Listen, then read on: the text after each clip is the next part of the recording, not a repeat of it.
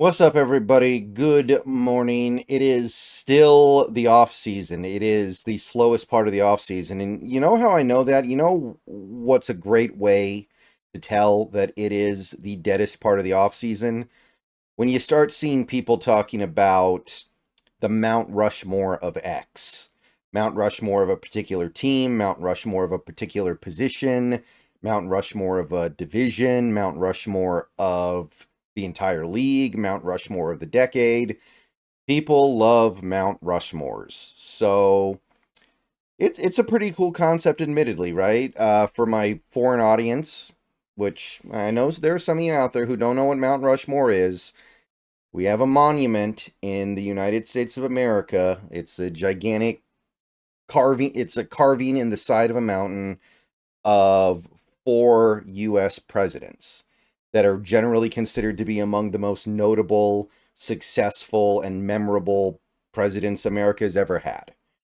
So the idea of a Mount Rushmore is who would be on the Mount Rushmore of X, basically the four best or four most notable or four most memorable. The criteria changes from person to person, but the idea is you come up with the four people that you find to be the most memorable and best and just generally best representation of X. So when the off season hits, this is the kind of stuff we have fun with because we don't have any news to go into. We have very little news to go into. Like, you look around right now and you're like, oh, this guy wrote this article saying the Seahawks should go sign Carl Lawson. And okay, but there's no reason to believe that we're even considering that. There was a rumor the other day that, oh, the Seahawks are going to sign Dak Prescott in free agency next year, which, I mean, I like Dak. I wouldn't hate that as much as some people, but there's no reason to believe that other than speculation, and it's a year away anyway, so who cares, right? Dak could have some MVP season and go to the Super Bowl, and then the Cowboys are probably just going to keep him, and then there's no need to even get into that topic. Abe Lucas posted a video of him working out a couple days ago, so that's cool. He's on the road to recovery. Should be able to hit the field pretty soon here when we get to a training camp and preseason and practice, etc., etc. So that's all cool, but it's not really news, right? It's just stuff progressing along in a way that lines up with expectations. So we occupy ourselves with things like this. So Field Goals posted this article. What was this? A couple of days ago, because the NFL Throwback YouTube channel released its Mount Rushmore for all 32 teams in the NFL.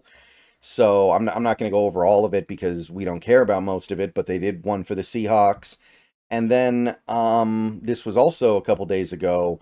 Seaside Joe on their website did a Seahawks Mount Rushmore that people were able to vote on. Basically, there were some people who submitted a ballot, and they tallied up the ballots, and they decided on who would go on the Mount Rushmore based on the votes. Now, I don't know who votes on this thing. I don't know who the 21 voters are, but he came up with a slightly different Mount Rushmore. So the NFL Throwback one was Russell Wilson, Steve Largent, Walter Jones, Bobby Wagner. And the Seaside Joe one was Walter Jones, Steve Largent, Cortez Kennedy, and Marshawn Lynch. Now, Seaside Joe did, I guess, non-players as well. So Pete Carroll was actually the fifth place finisher. And I think that if you're going to start including non-players, it gets tough. But we'll get to that in a second here. So with everybody talking about this stuff, with everybody digging into this stuff, let's try to answer the question here. Let's get into this. Who's actually on the Seahawks Mount Rushmore? So I think you eliminate anyone who wasn't a player, because if you were to actually go with non-players, then I think Paul Allen very clearly needs to be on the Mount Rushmore.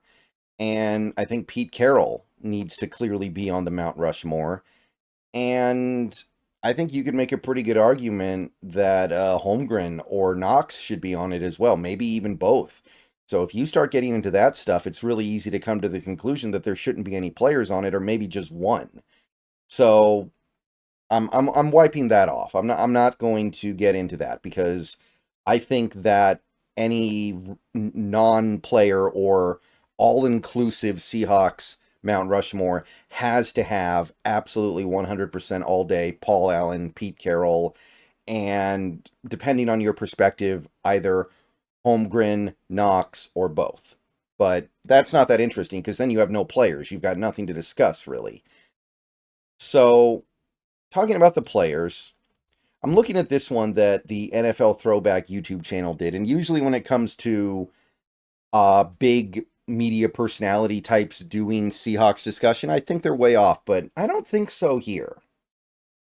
So, to me, the one absolute slam dunk must have is Steve Largent.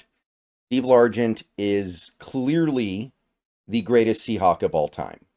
He is clearly the number one representative on any Seahawks Mount Rushmore if we're talking about players. I think he is head and shoulders above any other candidate, clearly.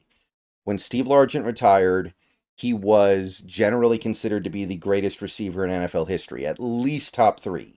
Pretty much everybody had him in the top three, and he was considered top one by a lot. He retired with most of the big receiver records. So he was our first superstar. He was our first historically good player. He was part of the inaugural team. He was part of the first Seahawks teams that that went to the playoffs. Like Largent is a slam dunk Mount Rushmore guy. I think that if you're making a Seahawks Mount Rushmore and you don't have Largent on it, that's just weird. Like, what else do you need? What do you need a guy to do to get on it? Is it just because you're not familiar with him because he wasn't here when you were alive or you didn't watch him play? Maybe. Could be that simple, but I mean, that goes for me, by the way. Steve Largent literally announced his retirement on the day I was born. Literally. I have the newspaper, the sports section from that day to back that up. And even I can tell you that there's no other player on in this team's history that was considered to be probably the best player at their position ever when they retired. Largent is the only one. So he's clearly the top of the Mount Rushmore. And then I think it gets a little bit tougher from there, but I do think Wagner needs to be on there. It's hard because I know that there's a contingent of people, even Seahawks fans out there, that think that Wagner's impact is overrated by his volume stats. Like he gets a ton of tackles every year. He averages, close to 10 tackles a game. He's racking up stats because he plays a lot and he's always around the ball.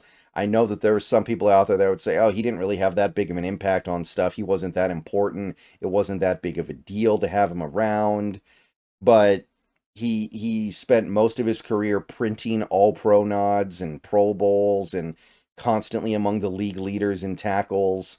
And when he retires is probably going to go down as as I think a top 5 tackle guy.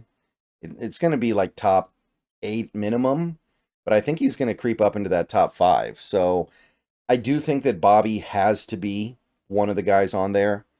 He also helped the team win a Super Bowl. And then I think it would probably be, I go Walter. So we're shooting 3 for 3 so far. Walter it's kind of tough with him versus Cortez because to me, that's the decision that we're kind of making here, right? You've got Walter and you've got Cortez. Like Cortez was a historically great player on the defensive line. Walter Jones was a historically great player on the offensive line.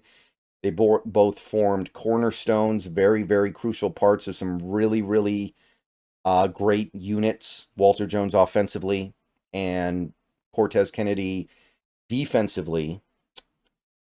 I do think Walter's the right pick. I do.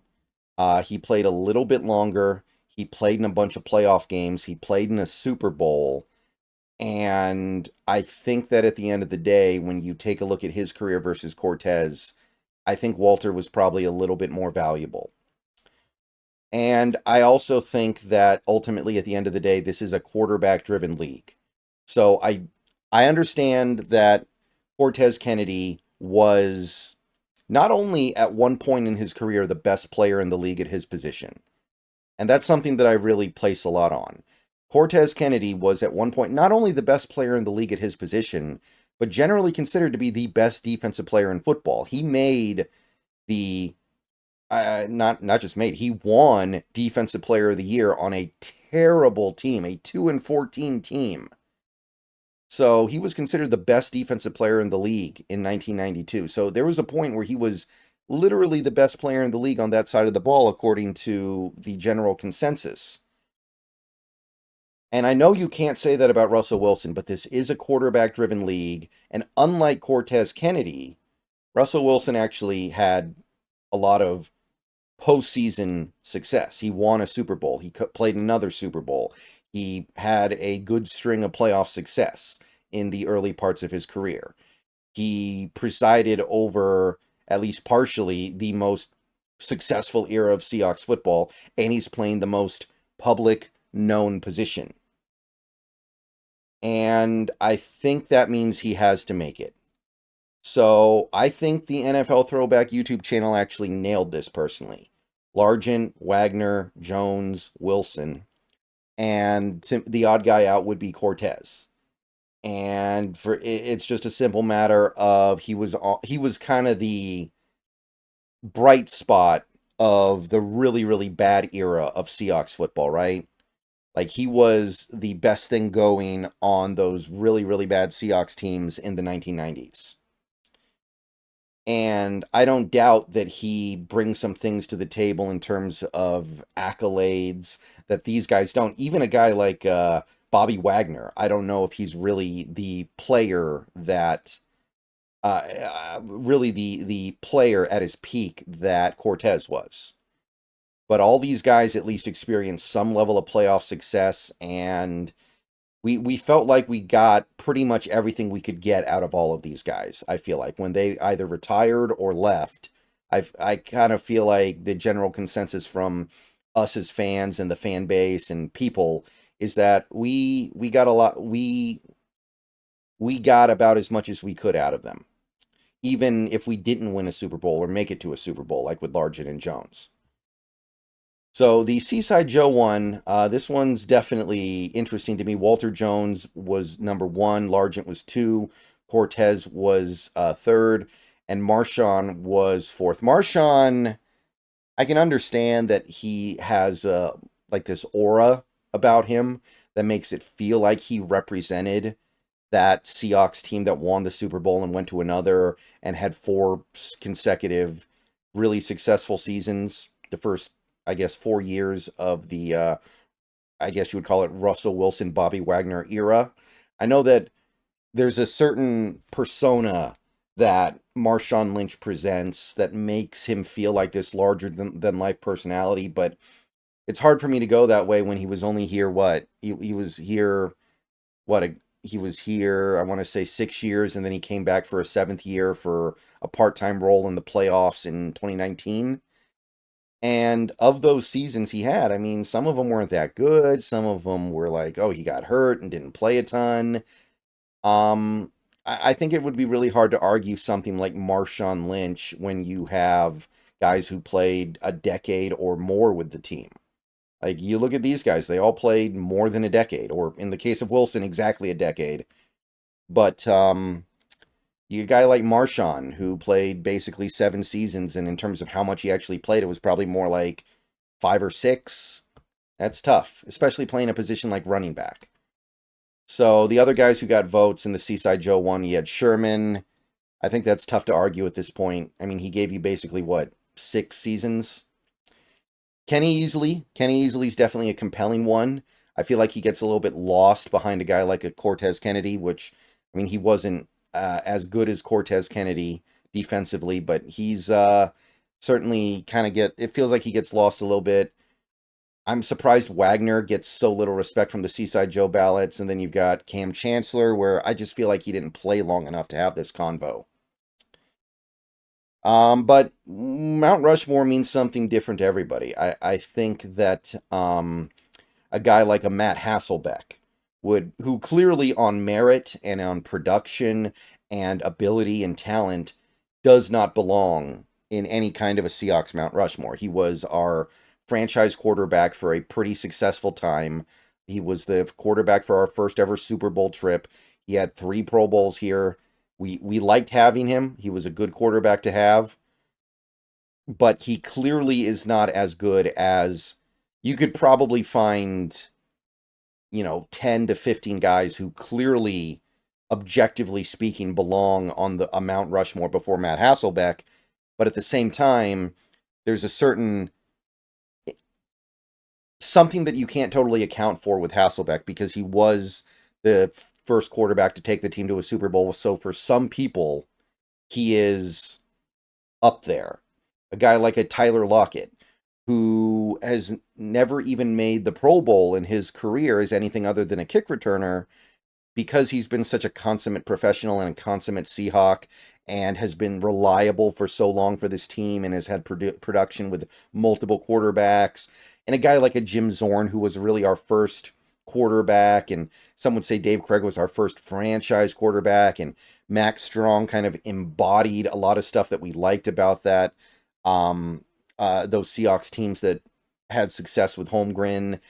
And I I get it, right?